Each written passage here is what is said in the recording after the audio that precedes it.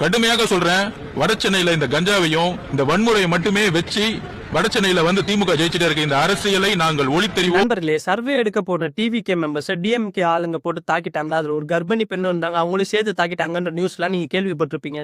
இதுக்காக நீங்க DMK government எவ்வளவுனா criticise பண்ணுங்க. டிஎம்கே கவர்மெண்ட் ரவுடிசம் பண்றாங்க, அராஜகம் பண்றாங்க, டிவிகே பார்த்து டிஎம்கே பயப்படுறாங்க.